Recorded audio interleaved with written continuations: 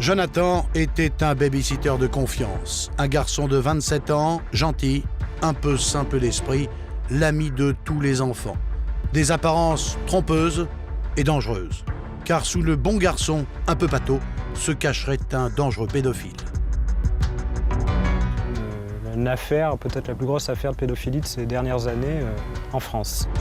Jonathan, surnommé Ouin Ouin, aurait violé 12, peut-être 20 enfants. Une histoire effroyable. Il les a détruits à vie de toute façon. De toute façon, il nous a volé notre vie tout court. Des familles dévastées par la folie et la maladie d'un homme que personne n'a jamais soupçonné jusqu'à ce jour de mai 2011.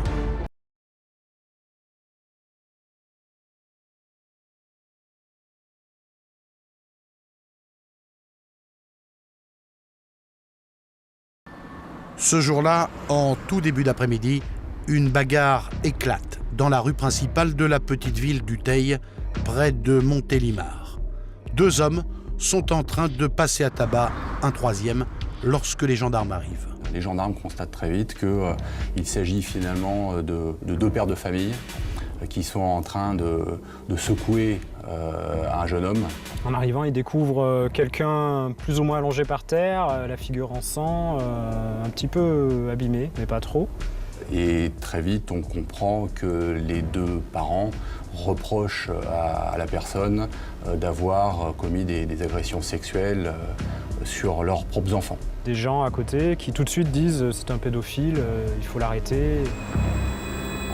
Les deux pères de famille affirment connaître l'homme qu'ils viennent de frapper.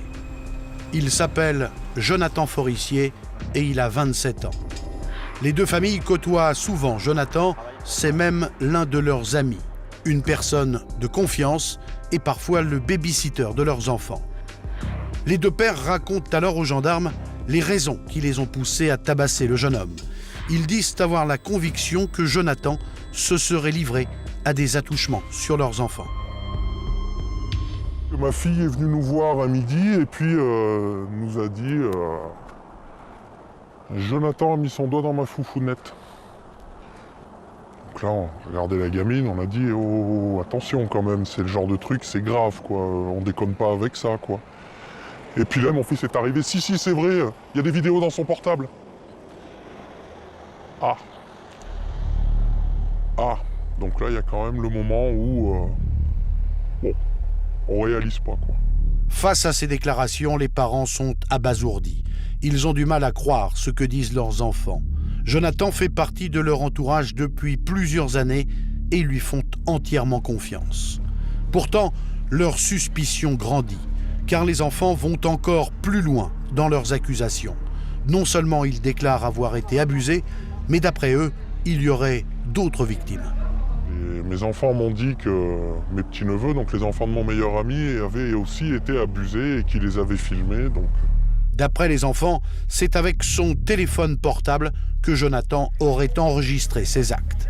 Il existerait donc des vidéos confirmant leur dire. Pour en avoir le cœur net, les parents appellent alors Jonathan et lui demandent de se rendre à leur domicile. Ils l'attendent, angoissés, pour vérifier les accusations des trois petits. On a attendu qu'il arrive, un petit peu en trépignant, en se posant des questions, en y croyant pas, non, c'est pas possible. C'est pas possible, bon, les gamins nous montent un bateau, c'est... voilà. Et puis il est arrivé, mon collègue lui a pris son portable. Première vidéo, rien de bien palpitant. Il lui a demandé le code, hein, parce que tout était protégé par un code. Il l'a fait sans résistance. Donc sur le coup, on se dit, c'est bon. On va trouver des conneries de Stargate, de jeux vidéo, des conneries en tout genre, mais tout sauf ce qu'on avait la hantise de voir. Et puis est arrivée la vidéo fatidique où une gamine était en train de lui faire une fellation. Des images insoutenables. Les enfants n'ont pas menti. De rage, les deux pères de famille rouent de coups le jeune homme qui ne doit son salut qu'à l'arrivée des gendarmes. Très vite, Jonathan commence à avouer, mais seulement des attouchements. Il a reconnu un ou deux gosses. Un gosse à mon meilleur ami et un des miens. Tout en minimisant le truc. Oui, je l'ai touché, mais j'ai arrêté, ça s'est passé qu'une fois.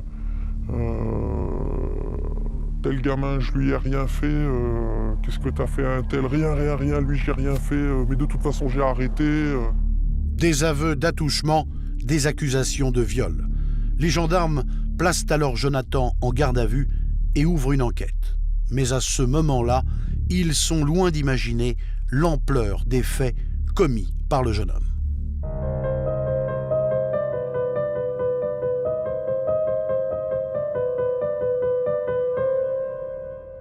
Jonathan Forissier n'a aucun antécédent judiciaire.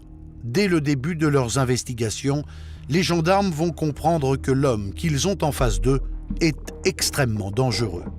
Il est qualifié dans les premières heures, tout de suite, assez vite, de prédateur sexuel qui finalement n'a jamais été identifié et passé à travers les mailles du filet et n'était pas vraiment connu pour se faire soigner pour ces problèmes-là.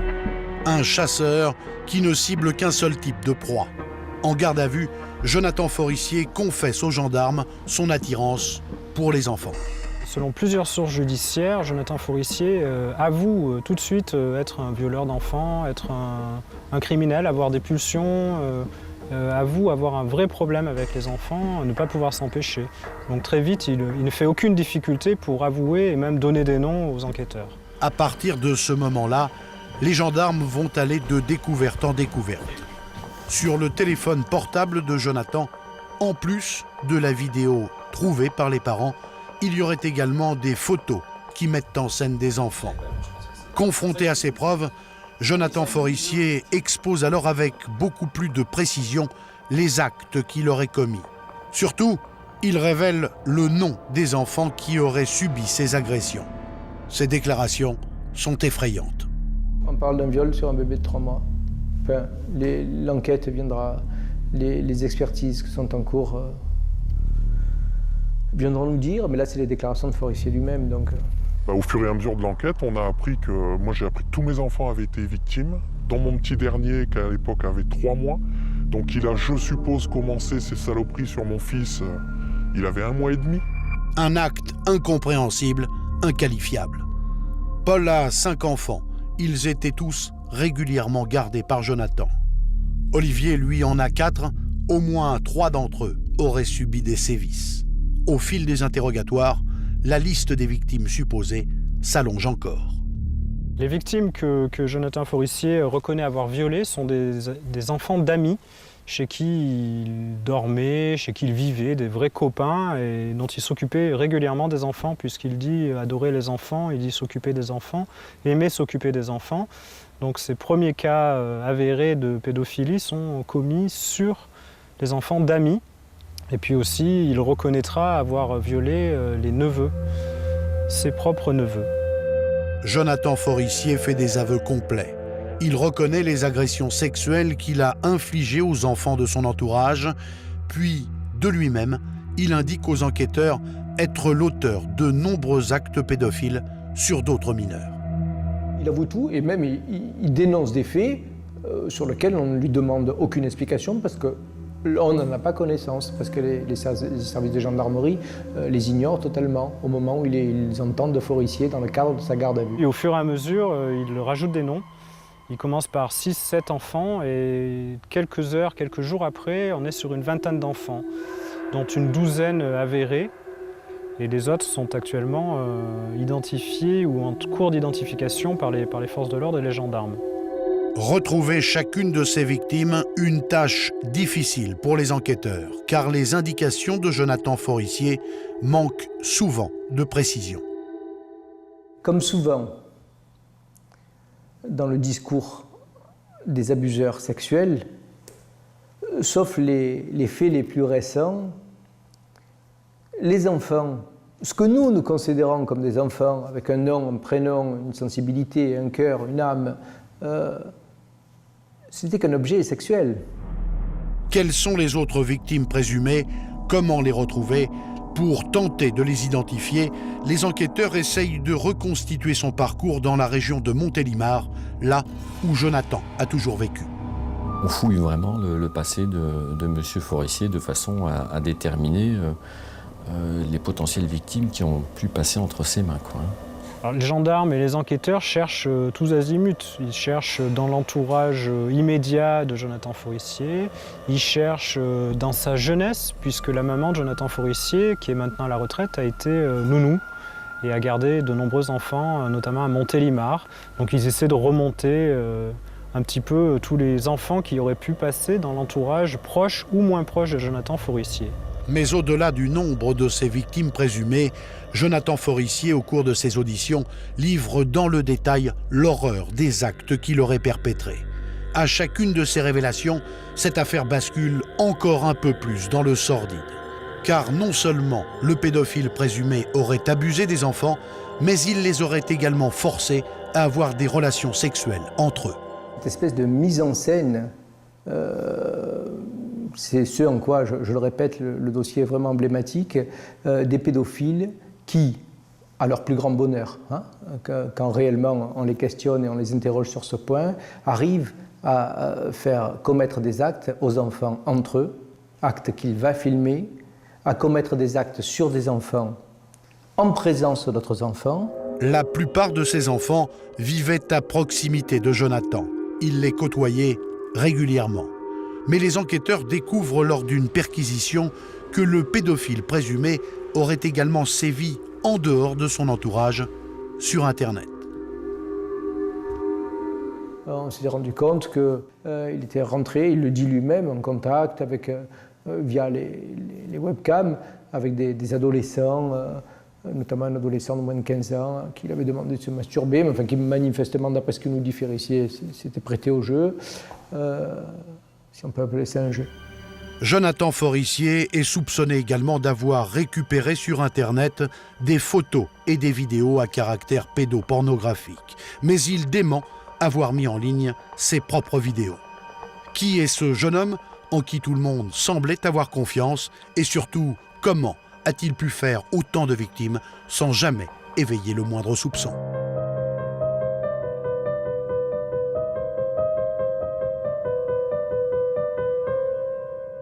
Au cours de leurs recherches, les gendarmes vont rapidement se rendre compte que la grande force de Jonathan est d'avoir réussi à gagner la confiance de son entourage. Son caractère jovial et sa bonhomie le rendent sympathique aux yeux de tous. Jonathan Forissier, c'est un gars sympa, touchant, qui se fait aimer tout le monde, surnommé Ouin-Ouin ou le Petit, qui a tendance un petit peu à se plaindre, qui est toujours mal habillé, des pantalons un peu troués, amateur de jeux vidéo, la bonne patte, le bon copain. Un jeune homme désœuvré avec un parcours chaotique. À 27 ans, Jonathan est titulaire d'un CAP de cuisine, mais il n'a jamais réellement exercé d'activité professionnelle. Il est censé avoir travaillé quelques jours en seulement 3 ans. Il vivait notamment du RSA, 2 petits boulots comme garder les enfants de ses amis. Voilà, il squatte un peu chez les uns, chez les autres, il prend le canapé, il a un petit appartement, il a une vie modeste matériellement. Non, il n'avait pas vraiment de... Si, à part les jeux vidéo et sa série Stargate, il n'y a pas grand-chose qui le faisait avancer dans la vie, et les gosses. Un garçon un peu paumé, en grande difficulté financière. Les 2 pères de famille s'émeuvent de sa situation et n'hésitent pas à lui rendre service quand il en exprime le besoin. Alors au départ, c'est plus mon collègue qui l'a aidé en le nourrissant, en l'hébergeant quand il s'est retrouvé à la rue. Et moi, c'est venu un peu plus tard. C'est de l'aide pour sa voiture. J'adore la mécanique, j'adore bricoler. Donc, j'ai dépanné sa bagnole une paire de fois d'ailleurs, enfin ses bagnoles. Et puis voilà, quoi, de fil en aiguille, courant est bien passé. Jonathan gagne leur confiance. Il se lie d'amitié avec les 2 pères et progressivement, il occupe une place à part entière dans leur foyer, au point qu'il devient même le parrain du dernier enfant de Paul. Je lui faisais confiance. Pour moi, il était inoffensif. Pour moi, il était inoffensif. Je veux dire, c'était pas... Comment vous expliquer qu'un mec complètement... on va pas dire con, mais aussi nunuche, puisse être offensif, quoi. Je veux dire, on lui aurait donné le bon Dieu sans confession, je veux dire. C'était le simplet de base, c'est bon, c'est l'apparence qui donnait en tout cas. Il a un petit côté innocent, candide, peut-être même simplet, effectivement, qui fait sûrement que les parents ne se méfient pas, ou du moins lui donnent rapidement leur confiance, et sont absolument à 100 lieues d'imaginer que ce gars-là puisse faire de telles choses. Insoupçonnable et surtout invisible. Rien ne pouvait laisser penser aux parents que derrière son visage de gentil garçon, Jonathan dissimulait un caractère redoutable. C'est un caméléon. C'est un caméléon. Une apparence... on ne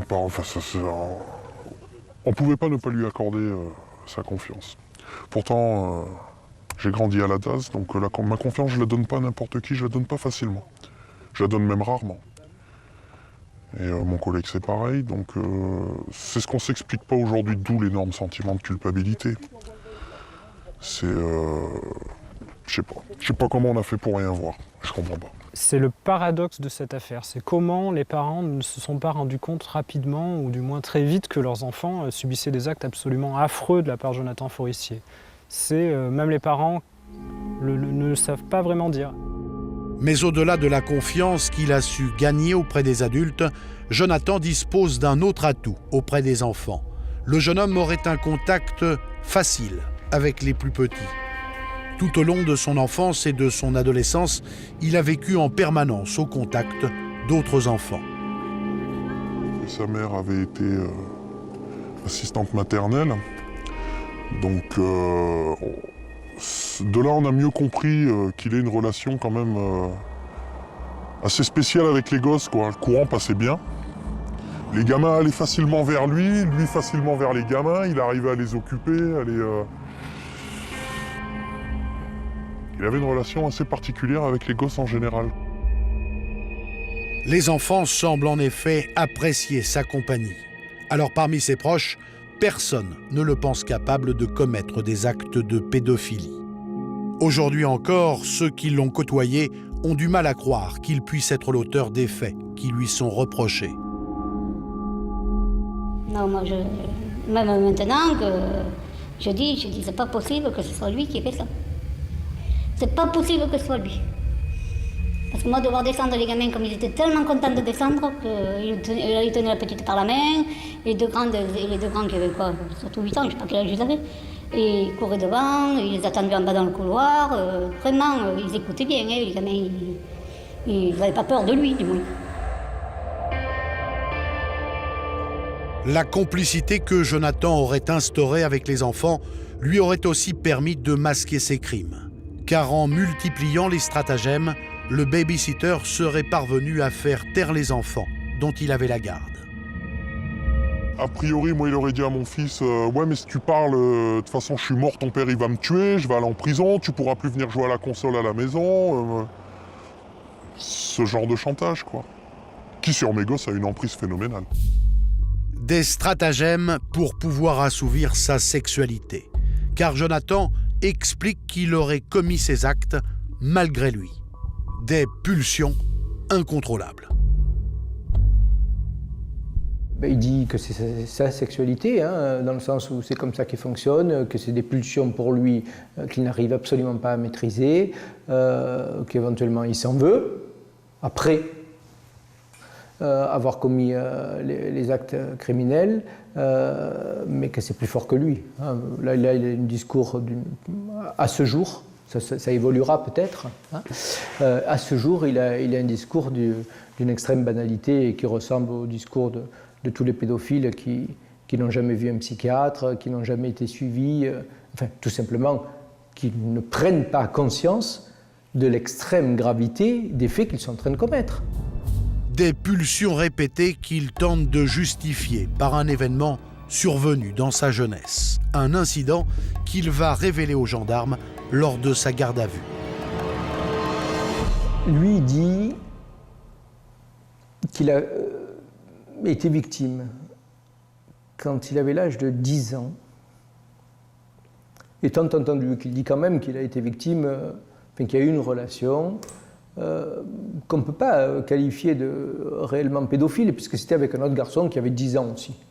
Bon, donc on est plus à la découverte du corps, au jeu entre garçons. Ce viol présumé fait l'objet d'une enquête. Contacté pour donner sa version des faits, l'avocat de Jonathan Forissier n'a pas souhaité s'exprimer. D'après Jonathan, cet épisode malheureux serait à l'origine de son attirance compulsive pour les enfants. Une explication qui, pour les parents des victimes, ne justifie en rien les sévices qu'ont subis leurs enfants. Mes gosses ont pris perpète, ses gosses ont pris perpète, ses neveux à lui ont pris perpète, enfin tous les gosses ont pris perpète. Parce que c'est des mômes, il faudra qu'ils grandissent avec ça, il faudra qu'ils vieillissent avec ça. Jonathan Forissier a été renvoyé devant la cour d'assises de l'Ardèche. Son procès s'est tenu du 20 au 26 mars 2013. Jonathan Forissier a été condamné à une peine de 20 ans de réclusion criminelle. C'est une affaire de pédophilie qui s'étend sur tout le territoire. 3 dossiers ouverts et une vingtaine de victimes à travers la France, tous des petits garçons abusés par un homme en qui ils avaient confiance. Aurélien Jarrier, le pédophile présumé, était leur animateur, le directeur de leur colonie de vacances. On se met autour du feu, on se fait du pain, on se retrouve ensemble, on va pêcher, on va nager, on retrouve un peu ce copinage qui a tendance à se perdre. Durant près de 15 ans, cet homme aurait agi librement, sans jamais se faire condamner. Des agressions sexuelles à répétition et toujours le même procédé. L'agresseur aurait drogué ses jeunes victimes avant de commettre ses sévices. C'était uniquement pour que les enfants s'endorment à ses côtés parce qu'il voulait effectivement les conserver près de lui. Comment Aurélien Jarrier a-t-il réussi à apprivoiser des dizaines de parents pour finalement abuser de leur fils ? Combien d'agressions auraient pu être évitées si le pédophile présumé avait été pris en charge par la justice ? Enquête sur la face cachée d'un homme accusé d'agression sexuelle et de viol en série.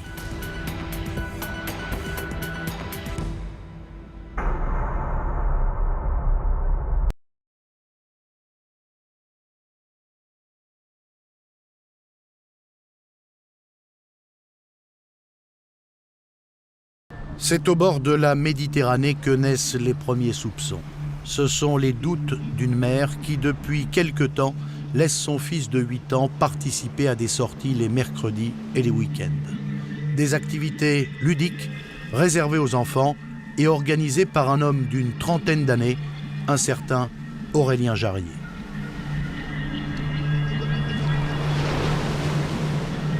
À la fin du mois d'août 2010, pendant les vacances d'été, le petit garçon fait une confidence ahurissante à sa mère.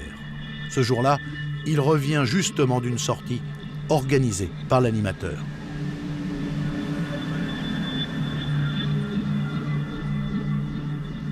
Son fils lui disait qu'il ne voulait pas prendre les cachets qu'Aurélien lui donnait.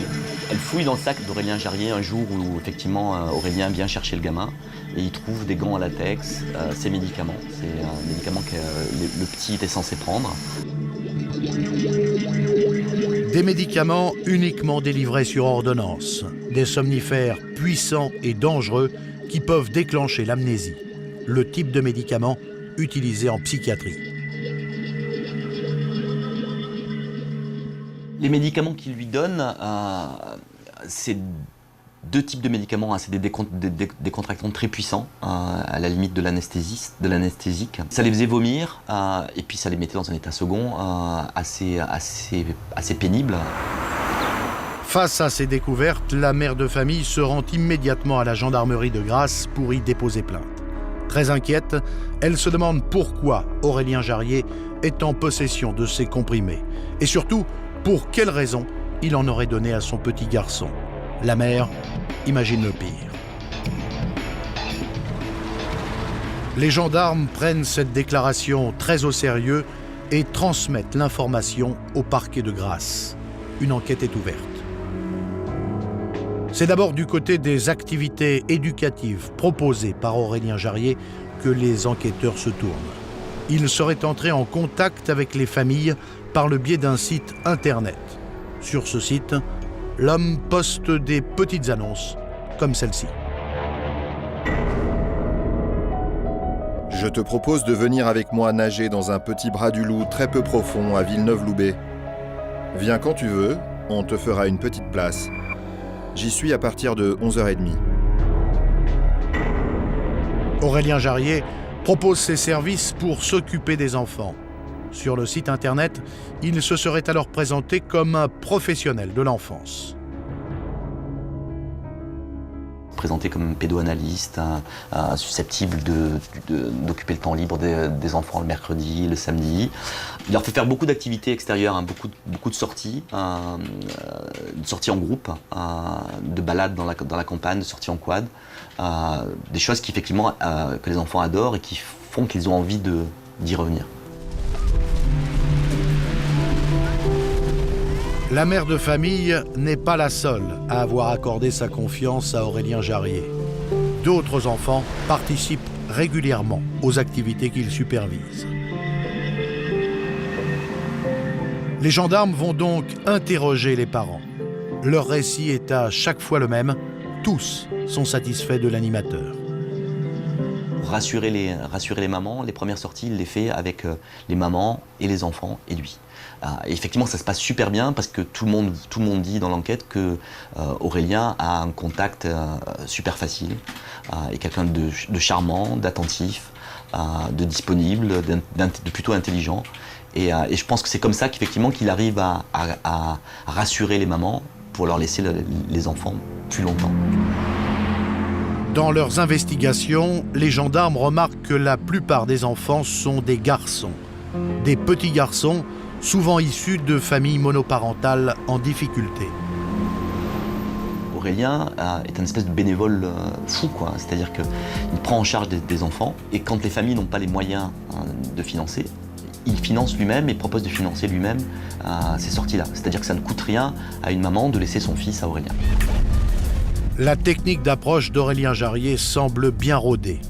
Après avoir reçu l'entière confiance des parents, l'animateur se débrouillerait pour se retrouver seul avec les enfants. Pourquoi cherche-t-il à s'isoler avec de jeunes garçons? Pour les enquêteurs, le scénario se dessine peu à peu. Alors que l'inquiétude grandit, de nouveaux témoignages font définitivement basculer l'enquête.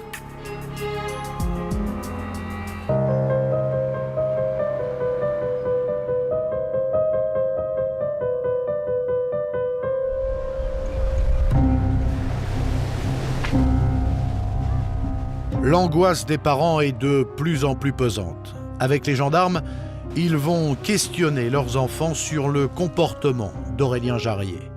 Ils insistent pour savoir ce qu'il se passait vraiment lorsqu'ils étaient seuls avec leur animateur. Très vite, les jeunes garçons parlent. Alors du bromazépam a été effectivement donné à quelques enfants, pas tous. Ce n'était pas pour abuser d'eux, ce n'était pas pour les violer, c'était uniquement pour que les enfants s'endorment à ses côtés parce qu'il voulait effectivement les conserver près de lui. Malheureusement, certains enfants ont effectivement ont subi des attouchements. Après ces révélations, les dépôts de plainte s'enchaînent. Au total, 12 garçons âgés de 8 à 13 ans accusent Aurélien Jarrier d'agression sexuelle et de viol. Une semaine après la première déposition, les enquêteurs se rendent à Golfe-Juan, au domicile d'Aurélien Jarrier. Il est immédiatement placé en garde à vue. À 35 ans, Aurélien Jarrier vit ici, chez sa mère. Il est hébergé dans cette petite pièce, un garage aménagé en chambre. Les gendarmes m'ont demandé de raconter ce que je savais, mais je sais rien. C'est comme si je louais un locataire. Je loue l'appartement, c'est tout. Il fait sa vie, je fais la mienne. Voilà. Les gendarmes inspectent les alentours. Sur un parking voisin, ils trouvent le véhicule d'Aurélien Jarrier. Mais à côté de sa voiture, une autre découverte attire davantage leur attention. Il y a une caravane qui est garée tout près de la maison, et non pas dans la maison, mais tout près de la maison de sa maman à Golfe-Juan, et dans lequel il aurait installé une sorte de garçonnière épouvantable, et où il aurait amené ses enfants assez régulièrement. Dans la maison, les gendarmes procèdent à une perquisition minutieuse de la chambre d'Aurélien Jarrier. Ils y saisissent son ordinateur. À l'intérieur, il y a son journal intime, mais aussi des clichés, des photos d'enfants. Sur cet ordinateur, sur ce disque dur, ils y retrouvent une série de photos à caractère pédophile, beaucoup de photos d'enfants nus et quelques photos de type strictement pédophile. L'hypothèse de l'animateur pédophile semble se confirmer pour les enquêteurs. Le 7 septembre 2010, 2 jours après son arrestation, Aurélien Jarrier est mis en examen pour agression sexuelle et viol sur mineur de moins de 15 ans. L'homme est placé en détention provisoire. Les accusations qui pèsent contre lui sont lourdes, les indices sont accablants. Pourtant, lors de ses interrogatoires, le jeune homme ne cesse de nier son implication dans les viols. Certains attouchements sont parfaitement reconnus par M. Jarrier. En revanche, concernant les faits criminels de viol sur mineur, en aucun cas M. Jarrier n'a commis le moindre viol sur un enfant. La défense démontrera très certainement devant la cour d'assises que M. Jarrier ne peut pas avoir d'érection.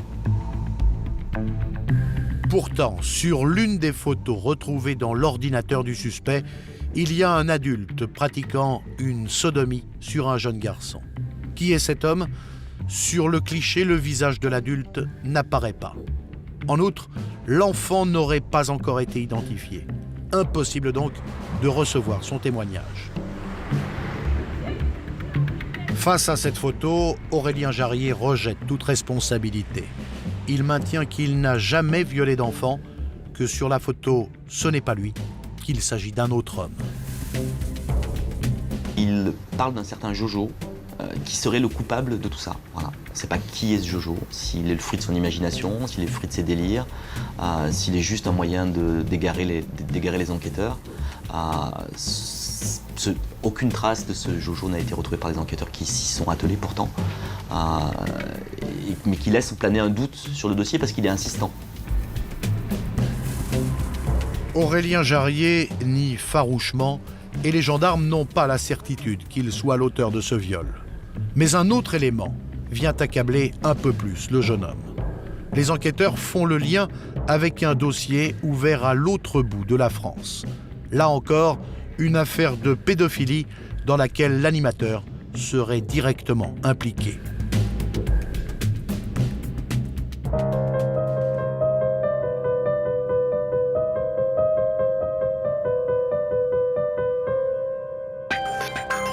Dans leurs investigations, les gendarmes de Grasse découvrent qu'Aurélien Jarrier est sous contrôle judiciaire depuis 2008, pour des faits similaires commis en Alsace.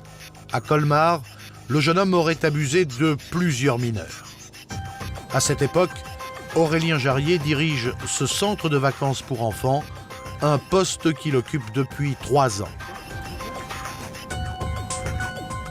Dans cette colonie fondée par des évangélistes, il organise avec d'autres animateurs des activités autour de la Bible et des sorties ludiques pour les jeunes. Le ou les parents avaient peut-être de temps à autre des problèmes de garde de leurs enfants et puis finalement on se disait ils vont en colonie, il y a un directeur qui s'occupe d'eux, ils sont entre garçons du même âge et puis ils vont apprendre plein de choses, vont faire plein d'activités. Piscine, quad, camping sauvage, toutes sortes d'activités que les enfants adorent. Certaines d'entre elles sont encadrées par Aurélien Jarrier, tout seul. Souvent, l'homme va au-delà de son rôle de directeur. Il passe le plus clair de son temps en compagnie des enfants, la journée mais aussi le soir. Il organise des petites veillées à l'abri des regards, des soirées en groupe restreint. Il en prenait 2-3 à part, il descendait dans une pièce ou à part pour faire une petite activité entre eux ou des petits jeux entre eux. Aurélien Jarrier serait même allé jusqu'à s'endormir à leur côté. Il lui était arrivé de leur raconter des histoires parce que les enfants avaient du mal à s'endormir et que de ce fait, il se couchait à côté d'eux. Dans le centre de vacances, l'attitude étrange du directeur questionne. Le comportement d'Aurélien Jarrier est plus que douteux. Pourquoi s'isole-t-il avec certains enfants, souvent les mêmes ?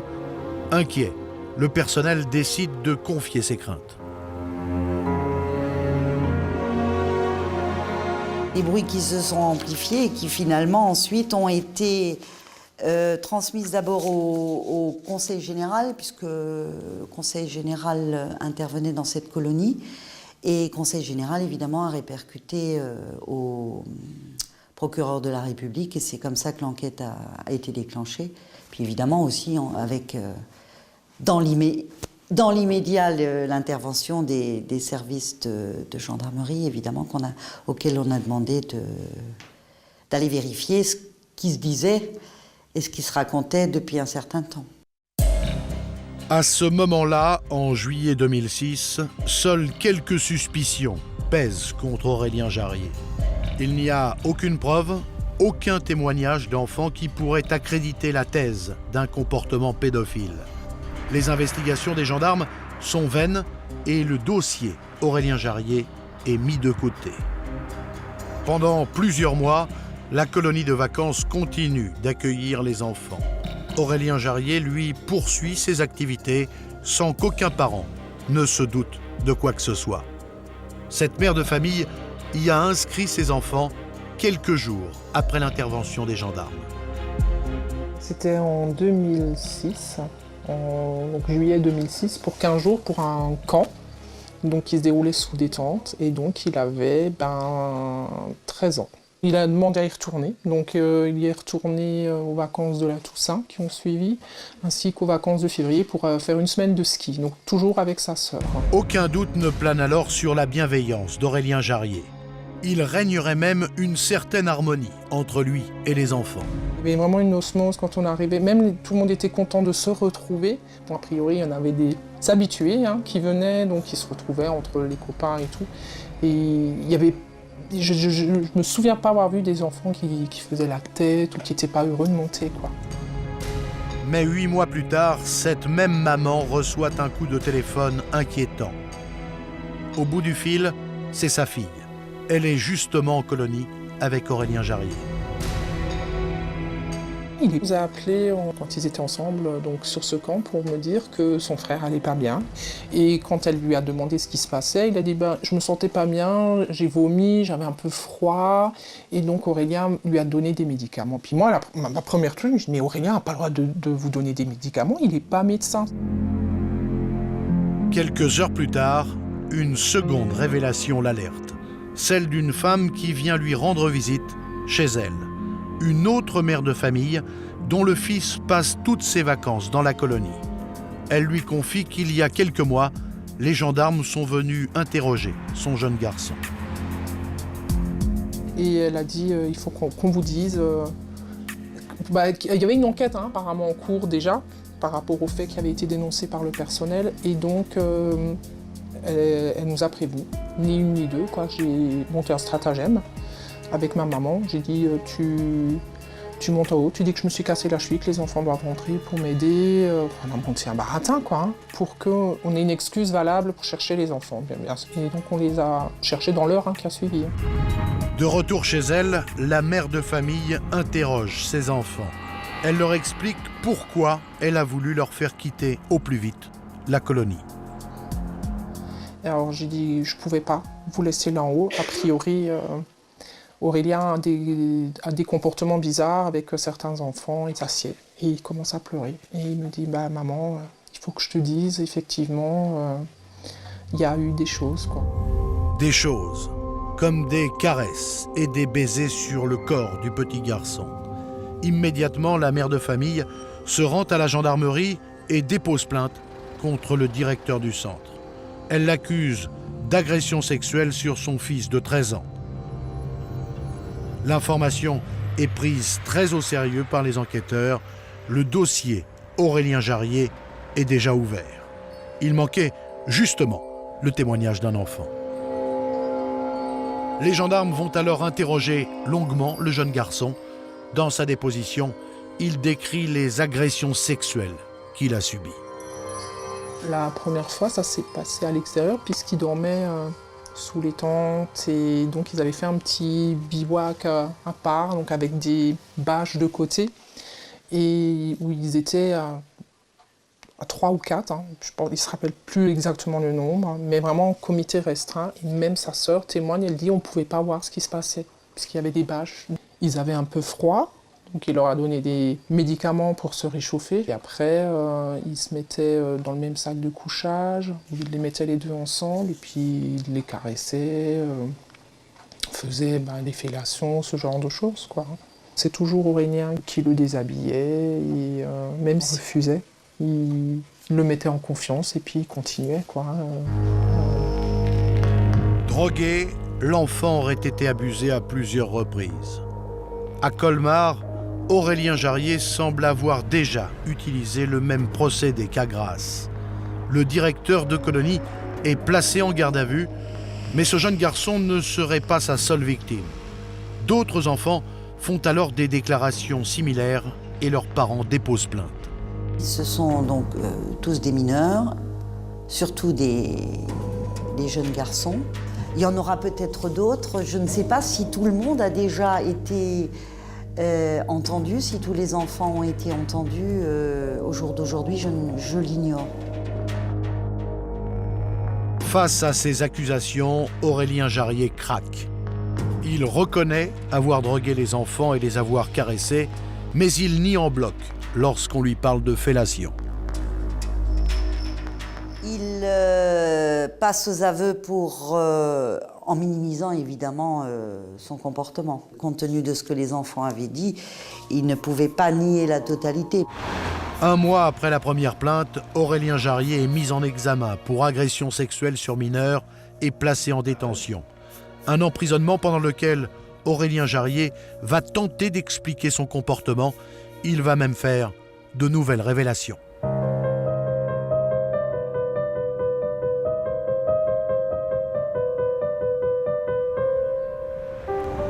Sa première détention en 2007, Aurélien Jarrier la voit comme une délivrance, un moyen pour lui de se faire soigner.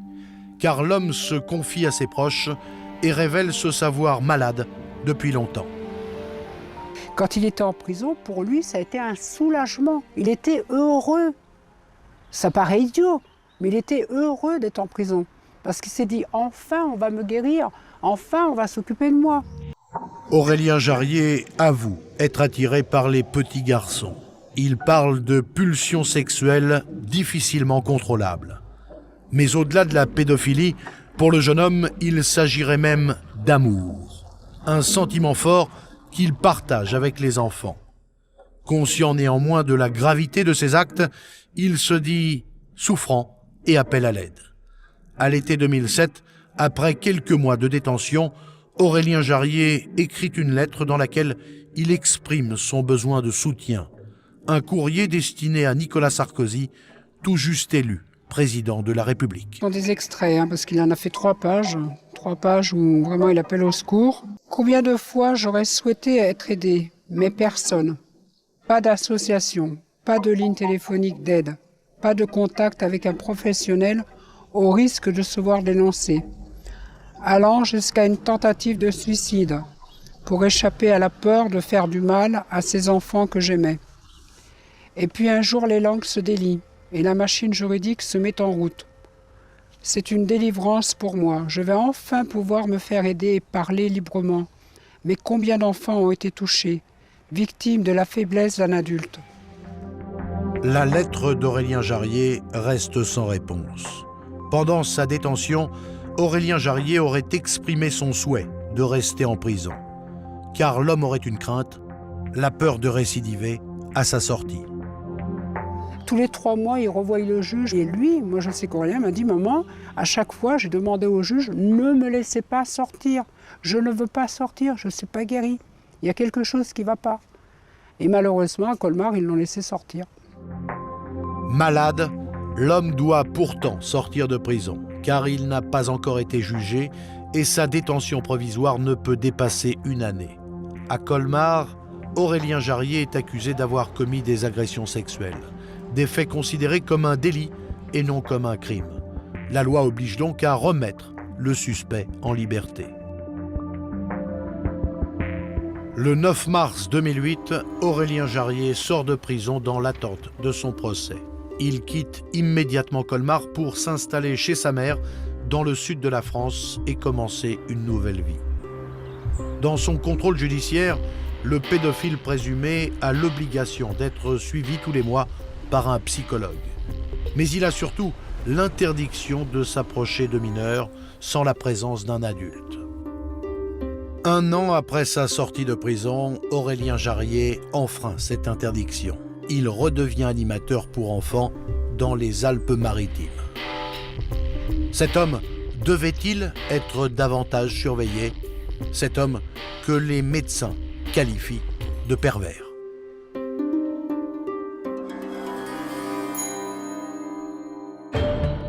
La personnalité du sujet est structurée sur le mode pervers. La réadaptabilité du sujet ne relève d'aucun traitement. De ce fait, nous ne pouvons en préjuger. Aurélien Jarrier ne serait donc pas un homme malade. Sa personnalité trouverait des explications dans sa propre histoire, car lui-même aurait connu une enfance difficile. Aurélien serait un garçon brisé qui aurait grandi sans amour. Quand Aurélien est arrivé, ma plus grande joie, c'était de savoir que c'était un garçon. Parce que moi, toute mon enfance, j'ai subi des violences sexuelles de 5 ans et demi à 16 ans. Et ma hantise, c'était d'avoir une fille. Et dans ma tête, comme on ne violait pas les petits garçons, je ne me suis pas occupée de lui. Aurélien, je ne l'ai jamais pris dans mes bras. C'est un enfant que je n'ai jamais pris dans mes bras. Je ne lui ai jamais dit « Maman, elle t'aime. Maman, elle est là. » Je ne lui ai jamais raconté une histoire le soir. En fin de compte, Aurélien, c'était un enfant objet. Depuis l'âge de 5 ans, Aurélien est élevé seul par sa mère. Une femme, elle-même violée dans son enfance, elle a éduqué son fils dans le dégoût du sexe. Moi, un jour, j'avais Aurélien, il avait 5-6 ans, puis comme tous les petits garçons, il se touchait le sexe, quoi. Hein, et de là, je me souviens très bien que j'ai eu maintenant je reconnais, une mauvaise réaction. C'est que je l'ai giflé, je lui ai dit « c'est sale, tu touches pas à ça ». Pour moi, c'est diabolique, ça. Et ce qui fait qu'on n'a jamais pu avoir de rapport mère-enfant pour lui expliquer ce que c'était que la sexualité. Plus terrible encore, Aurélien Jarrier confie à sa mère avoir subi les violences d'un homme, des agressions et des viols à répétition. Il a été violé de l'âge de 8 ans pendant ces 3 semaines de colonie de vacances, du lendemain de son arrivée jusqu'à la veille de son départ. Dès qu'il est revenu de colonie de vacances, tous ses slips étaient sales. Il ne s'essuyait plus. Et moi, il m'a dit, maman, j'avais tellement mal qu'il ne pouvait plus s'essuyer. Vous voyez ? Ce traumatisme, Aurélien l'aurait gardé pour lui pendant plusieurs années. Une enfance volée qui aurait conditionné sa relation avec les adultes. Toute sa vie, l'homme serait resté enfermé dans le monde de l'enfance. Aurélien, un petit garçon parmi les autres. Selon son avocat, Aurélien aurait tellement souffert de son viol qu'il lui serait impossible de faire subir la même chose à d'autres. Par rapport à ce qu'il a subi étant enfant, les viols l'ont véritablement marqué. Il a encore les stigmates, il en porte encore les stigmates. Monsieur Jarrier, qui apprécie les enfants, n'aurait jamais voulu finalement reproduire ce schéma-là. Les gendarmes de Grasse veulent alors en savoir plus sur le passé d'Aurélien Jarrier. Ils se rendent là où il a grandi, à Montargis. En se plongeant dans sa vie de jeune adulte, il recueille de nouveaux témoignages, des accusations bien plus lourdes encore.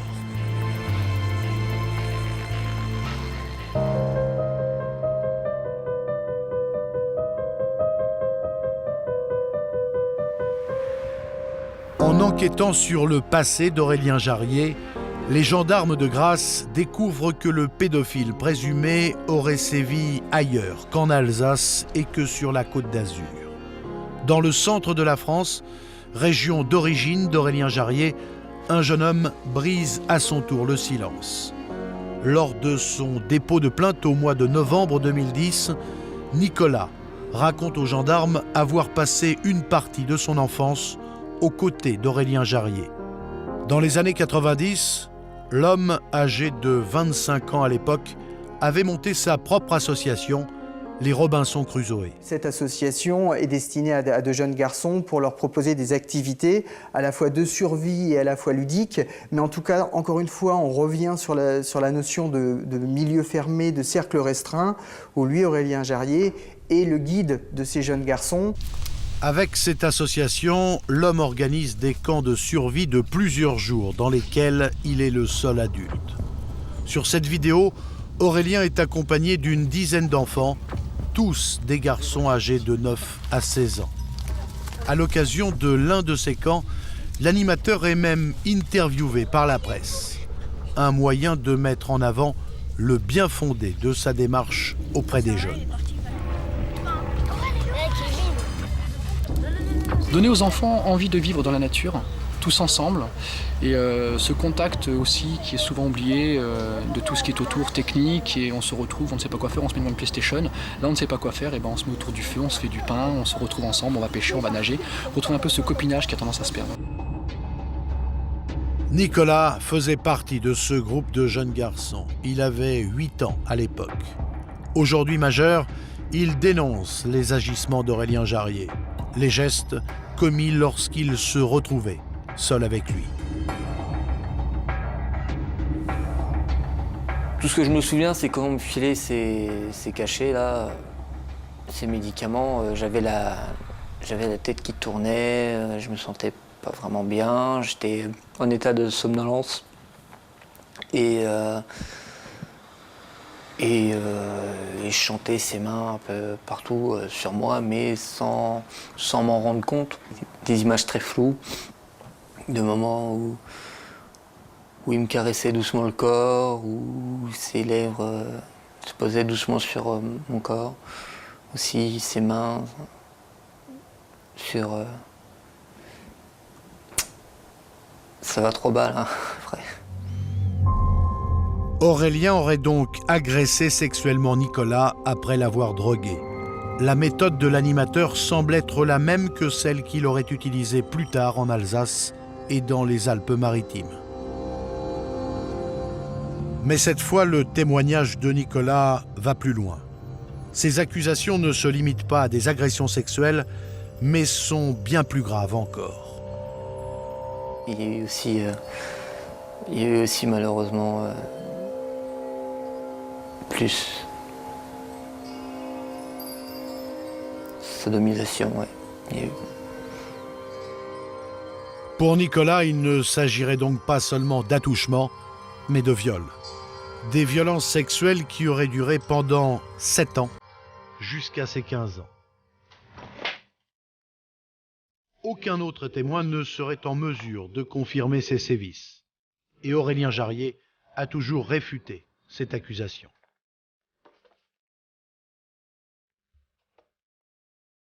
Les propos tenus sur ces viols, ce sont de véritables fariboles.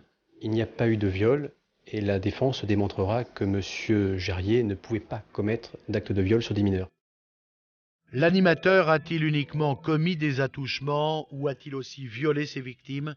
C'est tout l'enjeu des 2 procès qui attendent Aurélien Jarrier. À Colmar, il sera jugé pour agression sexuelle sur mineurs. Cela fait plus de 4 ans que les familles des victimes présumées espèrent une condamnation. À Grasse, le pédophile présumé sera jugé aux assises. Cette fois, il devra répondre d'attouchement et de viol sur 2 jeunes garçons. Pour ces 2 affaires, une vingtaine de victimes présumées s'est portée partie civile.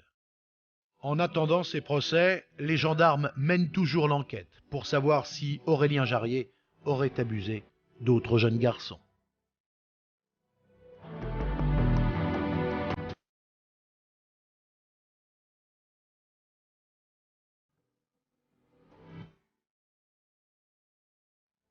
C'est une série de viols sur 2 jeunes garçons. Pendant plus de 6 mois, dans le même secteur à l'est de Paris, une dizaine d'enfants sont victimes d'un pédophile extrêmement dangereux. C'est là où le moment où il a sorti le couteau, il a mis le couteau sur la nuque. Toutes les agressions ont lieu à proximité de terrains de sport. Mais l'homme, rapidement surnommé le violeur des stades, est insaisissable. Quand les policiers parviennent enfin à mettre un nom sur le suspect, ils découvrent qu'il s'agit d'un récidiviste en cavale. Nous apprenons qu'il s'est évadé dans la nuit. La police finit par l'interpeller en mars 2009. Son arrestation met fin à la psychose qui s'était installée en région parisienne, mais annonce aussi une nouvelle épreuve pour les victimes.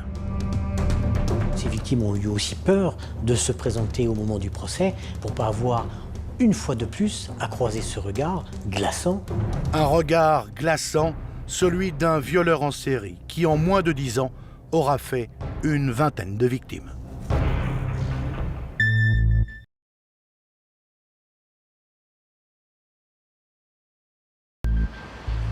C'est un lieu de passage très fréquenté.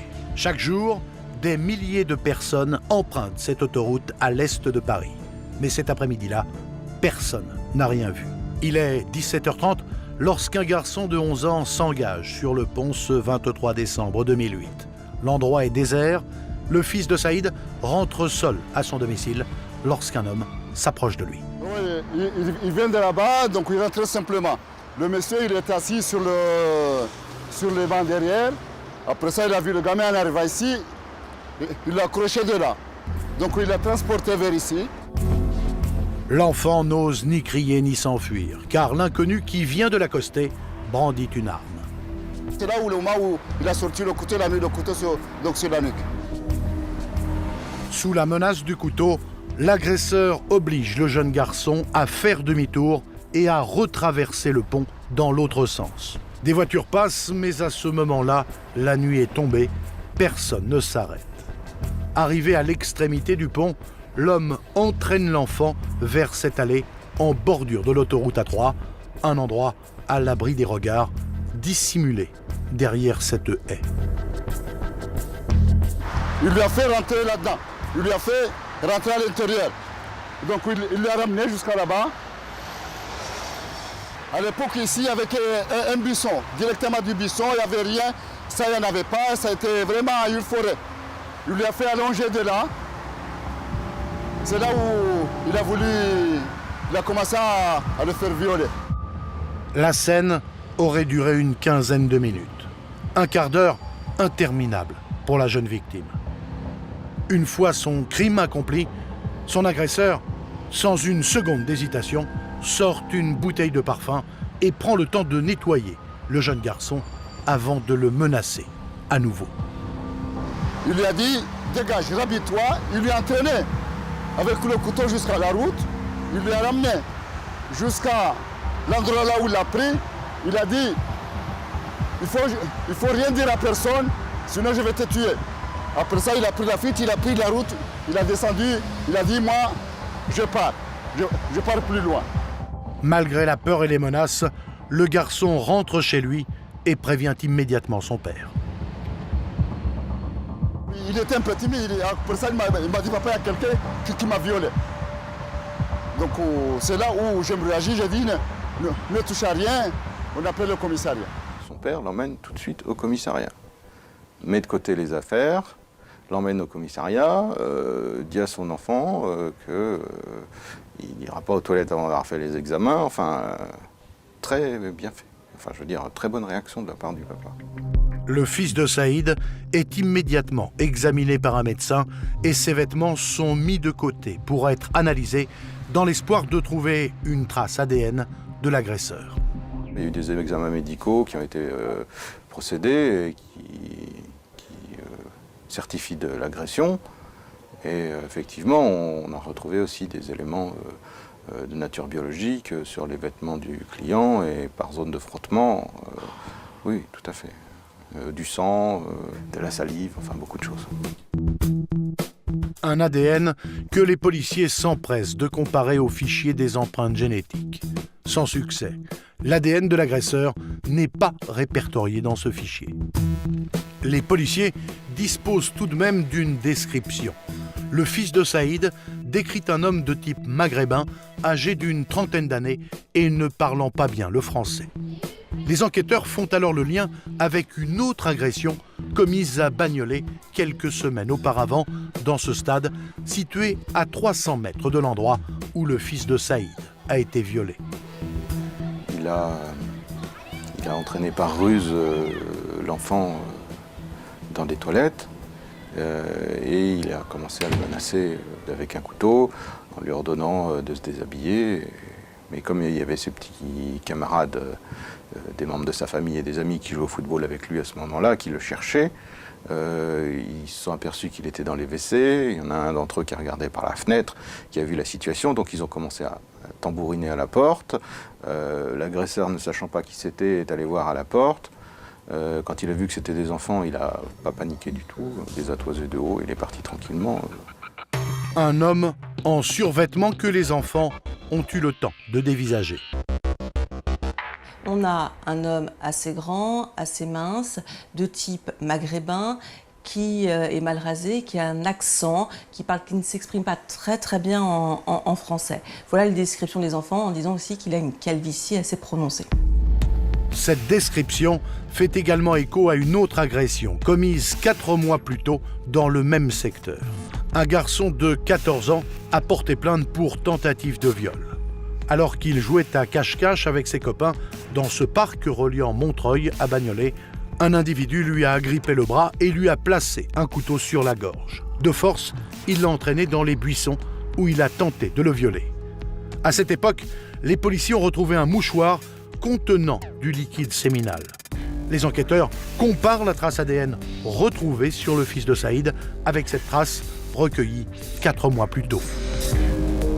Ils font leur comparaison et ils s'aperçoivent que c'est le même mode opératoire et qu'ils s'imaginent que c'est probablement un même individu. Et ils vont faire très vite d'autres recoupements. Les traces ADN retrouvées aussi sur les différents gamins sont les mêmes.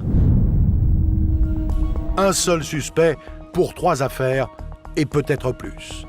Car à la même période, les policiers du 20e arrondissement de Paris, frontaliers avec les communes de Montreuil et de Bagnolet, enregistrent eux aussi 2 plaintes pour agression sexuelle et viol sur mineurs. Des faits commis à proximité de terrains de football par un homme armé d'un couteau. Les déclarations faites par les enfants et par les victimes montrent qu'il y a un même mode opératoire d'une même personne qui se présente comme quelqu'un proche du milieu du football, qui se présente comme étant un entraîneur des poussins d'une équipe parisienne. Dans certains cas, il va jouer au foot avec eux, dans un groupe, et il va isoler à un moment donné un des enfants de ce groupe. D'autres moments, il va proposer aux enfants d'aller acheter des bonbons, et donc va proposer à certains d'aller acheter des bonbons, et pendant ce temps-là, il agressera l'enfant qui reste. Le lien entre ces différentes affaires semble évident. Une série d'agressions commises en plein air, dans des lieux publics, mais à chaque fois, l'homme parvient à prendre la fuite. Ce sont des lieux publics, mais à des endroits qui ont été déterminés à l'avance, des endroits qui sont isolés. Il sait très bien, à la tombée de la nuit, que cette partie du terrain de foot n'est pas éclairée, donc on peut aller là. Il sait très bien que sous les gradins de ce parc, de ce terrain de foot, il ne sera pas vu. Il sait très bien que dans ce parc, il y a des fourrés isolés où il peut agir en toute tranquillité. Les enquêteurs sont convaincus d'avoir affaire à un seul et même individu. Un homme sévissant à proximité des terrains de foot et des parcs de l'Est parisien. Les policiers sont déterminés à arrêter ce pédophile le plus vite possible avant que le violeur des stades ne fasse d'autres victimes.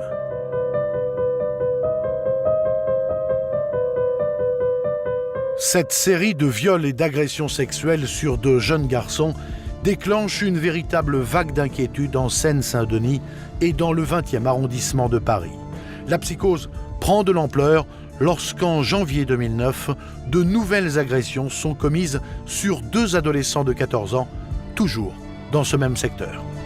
Il y a une psychose qui s'est créée dans le quartier, il y a une urgence à arrêter cette personne-là, une surveillance est faite au quotidien. Mais l'homme reste introuvable. Les enquêteurs ont alors recours à un logiciel informatique, le Salvac, qui recense les détails de milliers d'agressions. Ce système est géré par les policiers de l'OCRVP, l'Office central pour la répression des violences aux personnes. Le Salvac permet de faire des comparaisons entre différentes affaires. La particularité de ce logiciel, par rapport à d'autres, et c'est ce qui en fait son originalité et son unicité en France, c'est que c'est un logiciel qui s'appuie à la fois sur les éléments objectifs du dossier. L'auteur a une arme, l'auteur est grand, mais également sur des éléments de nature comportementale. Voilà. L'auteur a été violent, l'auteur s'est approché par derrière, etc. Dans l'affaire du violeur des stades, le travail de ces policiers spécialisés va permettre d'orienter l'enquête vers un suspect. En inscrivant le mode opératoire de l'agresseur dans le Salvac, il remarque des similitudes troublantes avec une autre série d'agressions sexuelles également commises en Seine-Saint-Denis en 2001 et 2002. Au départ, là aussi, nous sommes sur des faits finalement très isolés. Chacun étant été agressé, certes dans un parc qui n'est pas toujours le même, mais en tout cas dans un parc extrêmement proche. Et les policiers s'interrogent de savoir si effectivement c'est la même personne. Sauf que la description des enfants vont être identiques. Tous les enfants vont donner la même description de leur agresseur. Les enfants décrivent un homme maghrébin d'une trentaine d'années, mal rasé, qui menace lui aussi les enfants à l'aide d'un couteau et les piège dans des parcs près d'Aulnay-sous-Bois. Un même mode opératoire, les mêmes endroits, à quelques kilomètres de distance. Le violeur des stades serait-il un pédophile récidiviste ? Pour en avoir le cœur net, les policiers mettent la main sur le dossier de l'homme condamné pour ses agressions. C'est à ce moment-là qu'ils arrivent à mettre un nom, et là ils font des rapprochements au niveau ADN, et on s'aperçoit que c'est la même personne. Cette personne, c'est Halim Taghin, un Algérien de 42 ans, condamné en 2006 pour une dizaine d'agressions sexuelles sur mineurs. À l'époque, l'homme est aussi insaisissable. À chaque fois, il parvient à s'échapper jusqu'à un banal contrôle routier. Il arrête la voiture conduite par Halim Taghin et juste pour vérifier des papiers d'identité. Donc rien de particulier, sauf qu'à bord de ce véhicule, il y a un enfant terrorisé. Les policiers se posent la question et posent la question à cet enfant pour savoir mais qu'est-ce qui se passe ? Est-ce que c'est ton papa ? Et Halim Taghin répond c'est mon neveu, mais d'une manière pas très rassurante pour les policiers, et voyant l'air terrorisé de cet enfant, vont demander à Halim Taghin de se garer correctement et de pouvoir effectivement vérifier l'identité d'Halim Taghin et l'identité de cet enfant. Sauf qu'Halim Taghin va s'enfuir. Il abandonne le petit garçon de 9 ans. L'enfant explique alors aux policiers que l'homme l'a kidnappé à la sortie de l'école et l'a menacé avec un couteau. Le propriétaire du véhicule est rapidement identifié, mais il explique aux policiers qu'il a prêté sa voiture à Halim Taghin. Halim Taghin qui va finalement accompagner le propriétaire du véhicule au commissariat. Preuve, selon son avocat, qu'il n'a rien à se reprocher. Lui, qui est censé avoir déjà violé et agressé une dizaine de fois, se rend tout gentiment au commissariat, dont il ne ressortira jamais. Ce qui est quand même assez curieux aussi pour un serial violeur. Les policiers sont pourtant formels. Halim Taghin est bien le conducteur qui a pris la fuite. Rapidement, les enquêteurs demandent aux enfants de reconnaître leur agresseur derrière une glace sans teint. Ils sont âgés de 7 à 13 ans. Unanimement, ils désignent Halim Taghin. Mais d'après son avocat, cette procédure dite du tapissage n'aurait pas été organisée dans les règles. Le tapissage a été fait dans des conditions scandaleuses. Il était le seul arabe du tapissage, je veux dire les choses, donc c'était pas difficile de le retrouver. Vraiment, les jeunes à l'époque l'ont connu, ils avaient dit un arabe, bon. Halim Taghin nie les faits. À l'époque, pour ces affaires, les enquêteurs n'ont aucune preuve génétique. Ses avocats avancent alors l'hypothèse d'une méprise. D'après eux, le violeur pourrait être un autre homme ressemblant physiquement à leur client. Mais les victimes n'ont aucun doute. Pour elles, Halim Taghin est bien le pédophile recherché. Il n'y a pas d'erreur. Il n'y a pas d'erreur, c'est véritablement Halim Taghin. Les enfants sont certains, mais les gardiens de parc qui ont poursuivi aussi Halim Taghin, puisque à un moment donné, quand même, quand les enfants venaient le voir en disant « mais j'ai été agressé » ou les parents venaient voir, les gardiens de parc couraient après l'auteur. Et les gardiens de parc également le reconnaissent ensuite lorsqu'ils sont confrontés à Halim Taghin. Halim Taghin passe plus de 4 ans en détention provisoire avant d'être jugé en 2006 pour 10 agressions sexuelles sur mineurs. Sur la base de ces témoignages, la cour d'assises de Bobigny le condamne à 15 ans de prison pour 9 agressions sexuelles et l'acquitte dans un seul des cas. Halim Taghin est donc censé purger une longue peine lorsque les policiers l'identifient en 2009 comme le violeur des stades. C'est alors qu'il découvre que l'homme qu'il recherche n'est plus en prison. Il s'est évadé 1 an auparavant.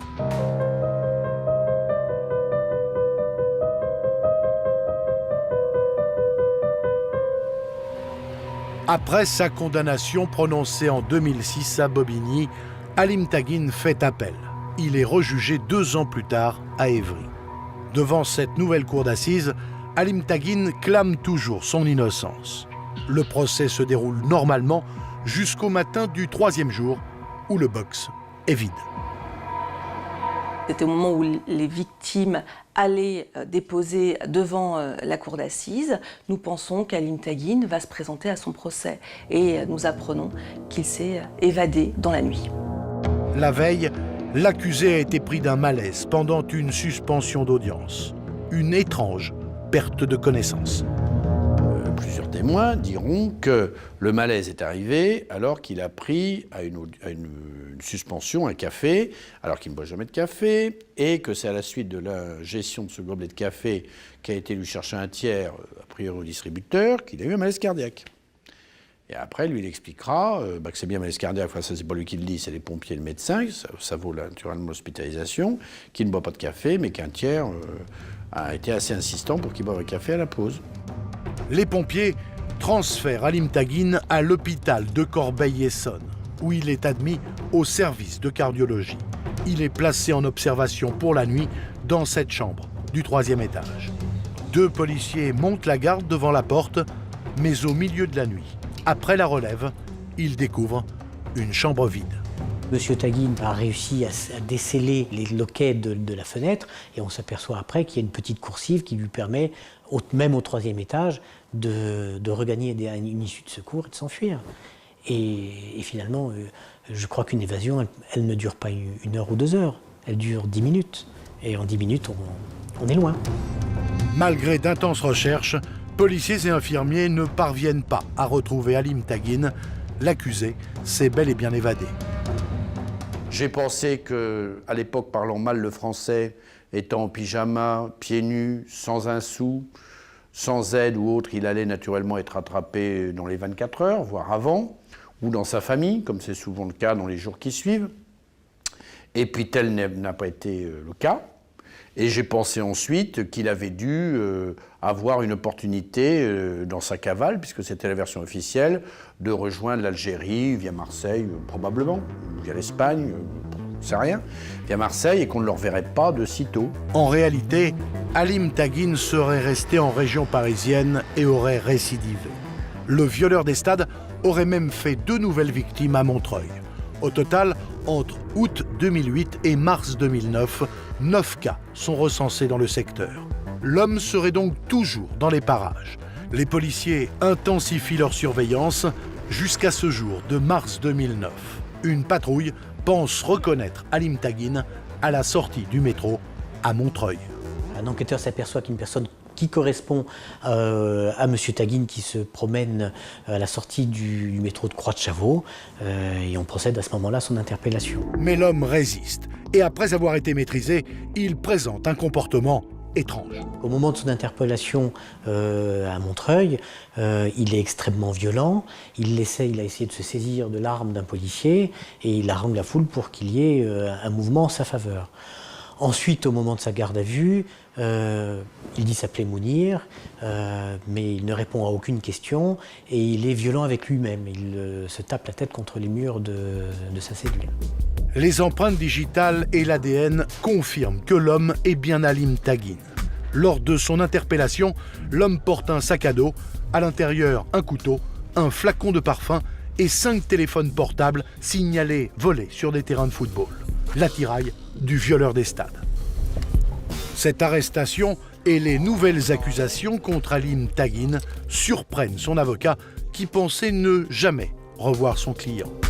Non seulement il était convoqué pour être mis en examen pour évasion, bon ça avait une certaine logique, mais qu'en plus il allait être mis en examen pour 11 viols, tentatives de viol et agressions sexuelles qu'il aurait de nouveau commis pendant cette période, alors là, c'est vrai que les bras m'en sont tombés, parce que je trouvais que tout ça était dépourvu de totale logique, connaissant quand même ce garçon. Pourquoi Halim Tagine ne s'est-il pas enfui en Algérie? L'accusé donne une explication surprenante. Il ne se serait pas évadé de l'hôpital de Corbeil-Essonnes, il aurait été kidnappé. Lui dit, des gens sont venus me chercher, je les ai suivis, je suis parti avec eux sous bonne escorte en voiture. Mais je ne me suis absolument pas évadé, je n'ai pas fracturé de fenêtres, de portes, de barreaux, je ne suis pas sorti par la cheminée ou je ne sais quoi. J'ai suivi des gens qui m'ont dit de les suivre et je suis parti avec. Il dit, ce sont des gens qui se sont présentés comme étant, pour certains, membres de certains services secrets français et algériens. Mais pourquoi les services secrets enlèveraient-ils Halim Tagine? D'après lui, ils auraient voulu l'utiliser pour infiltrer les milieux islamistes qu'il aurait côtoyés pendant sa détention. Une explication invraisemblable à laquelle ne croient pas un instant les parties civiles. Pour moi, c'est une thèse abracadabrante qui ne constitue qu'un alibi. On aurait aimé des explications, il n'a pas voulu les donner. On en reste sur notre faim. Car Halim Tagine ne fournit pas de détails sur sa version des faits. A l'inverse, les preuves à son encontre sont accablantes. Présentés aux victimes derrière une glace sans teint, les enfants le désignent tous comme leur agresseur, à l'exception du plus jeune d'entre eux. On a un tapissage, mais qui est exemplaire. Chaque victime vient soit à des heures différentes, ou quand les heures sont très proches, sont dans une pièce différente. Donc elles ne se rencontrent pas, et Halim Tagine n'a jamais le même numéro lorsqu'il est confronté derrière la glace sans teint aux victimes. Et à chaque fois, les victimes seront formelles, elles seront reconnues elles les reconnaîtront Halim Tagine. Mais Halim Tagine persiste à dire qu'il est innocent, même lorsque son ADN est retrouvé sur les vêtements et le corps des enfants. Il se dit victime d'un complot orchestré par les services secrets. D'après lui, les agents de la DST auraient prélevé son ADN. Il est clair et net qu'il y a son matériel génétique sur la plupart des victimes, vêtements ou la personne des victimes, pas toutes, mais la plupart, que c'est le sien, ça c'est clair aussi, c'est pas pour autant que c'est lui. Vous savez que par exemple, vous fumez une cigarette avec moi, je prends votre mégot et je le balance sur une scène de crime, c'est votre ADN qui est sur la scène des crimes, c'est pas pour autant que c'est vous, surtout si c'est moi qui l'ai jeté pour vous mettre dedans.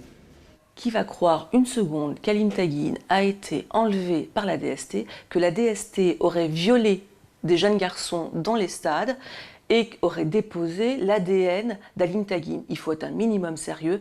Et là, Halim Tagine, je vous dis, quand je vous parle de mépris des victimes, c'est un vrai mépris. Et ces victimes sont nombreuses. Au total, pas moins de 9 jeunes garçons se sont portés partie civile. Halim Tagine va donc devoir comparaître à nouveau devant une cour d'assises et répondre des accusations de viol, tentative de viol et agression sexuelle sur mineurs de moins de 15 ans.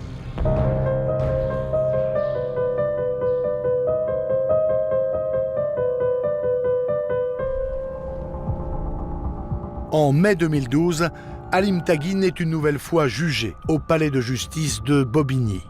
À la demande des parties civiles, les débats se tiennent à huis clos. Dès l'ouverture de l'audience, le procès prend une tournure particulière. L'accusé refuse de participer au débat. Halim Tagine reproche à la justice de ne pas avoir instruit la plainte qu'il a déposée en 2010 pour enlèvement, séquestration et violence, expliquant selon lui sa disparition de l'hôpital de Corbeil-Essonnes. Une plainte restée sans suite. Je n'avais pas l'ombre d'un doute quant à la crédibilité des parties civiles et que les choses étaient très claires pour nous, que leur client disait la vérité, avait été abusé sexuellement aussi gravement qu'il le prétendait et qu'on ne doutait pas de ça, mais que simplement on estimait que cet homme-là prétendait avoir un alibi, qu'il fallait qu'il soit vérifié au pays des droits de l'homme et selon les dispositions du code pénal, qu'il ne l'avait pas été et que par conséquent le système de défense qu'il adoptait, en accord avec nous, c'était de ne pas s'exprimer, de ne pas parler, de ne pas poser de questions, de ne pas y répondre et puis d'y assister s'il avait envie ou pas. Des audiences à la carte pour Halim Tagine, qui dès le premier jour quitte théâtralement le box avant de revenir le lendemain. Mais jamais Halim Tagine n'exprime la moindre compassion, le moindre regret envers les victimes. L'accusé multiplie même les provocations. Il décidait de partir de la salle d'audience quand il en avait assez, très souriant pendant tout son procès, même au moment où les victimes font état de choses extrêmement douloureuses pour elles, de jeunes garçons qui viennent déposer devant la cour, il va continuer à sourire. Et il va refuser de répondre à la présidente lorsqu'elle lui posera des questions, de la même manière que parfois il lui tournera le dos. J'ai jamais vu un procès comme celui-ci, d'un mépris total. Dans cette ambiance tendue, les avocats des parties civiles doivent faire preuve de persuasion pour convaincre les adolescents de venir témoigner à la barre devant un homme qui leur fait peur. C'est quelqu'un qui fait quand même froid dans le dos, parce qu'il a un regard glaçant. C'est quelqu'un qui reste maître de lui, ou en tout cas ce que j'ai pu en voir.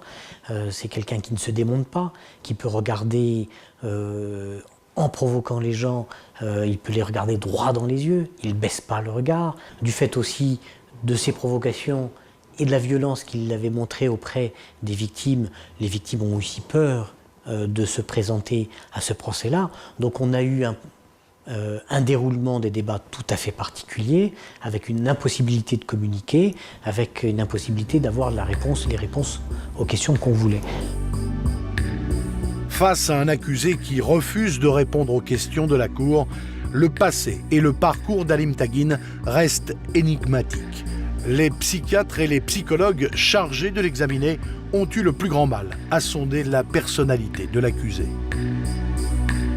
Donc on a très peu d'éléments sur sa personnalité. Il y a eu des enquêtes qui ont été faites, mais qui ont montré quelqu'un d'intelligent, mais quelqu'un de pervers, mais quelqu'un de solide et pas quelqu'un de délirant. Donc ça reste quand même une énigme dans ce dossier. Qui est réellement le personnage de M. Taghin? Qu'est-ce qui l'a amené à passer à l'acte? Et dans quel cadre s'inscrit son argument de défense? Ça reste quand même quelque chose d'intriguant. Les experts sont tous d'accord sur un point. Pour eux, Halim Taghin est quelqu'un de dangereux et susceptible de récidiver. Les deux experts ont la même analyse, c'est un pervers. Et le dernier expert, quand il va déposer devant la cour, indiquera clairement que c'est quelqu'un de dangereux, qu'à partir du moment où il refuse de reconnaître les faits et il refuse de se soigner, c'est quelqu'un, s'il ressort, qui recommettra ce type de fait. C'est une certitude. Les preuves sont accablantes. La cour d'assises de Seine-Saint-Denis condamne Halim Taghin à une peine de 30 ans d'emprisonnement assortie d'une période de sûreté de 20 ans. Une longue peine qui n'apporte pas aux victimes les réponses qu'elles attendaient. Puis les enfants, finalement, ils savent qu'ils n'auront pas d'explication précise et qu'ils n'auront pas non plus le moindre remords ni, j'allais dire, la moindre admission des faits de la part de leur agresseur. Ça, je pense que c'est embêtant, enfin même plus qu'embêtant, ça doit être éprouvant pour les victimes. Les enfants victimes du violeur des stades recroiseront Halim Taghin dans un tribunal, car l'homme a fait appel de sa condamnation. En attendant ce second procès, Halim Taghin devrait être jugé par le tribunal correctionnel d'Évry pour les faits d'évasion.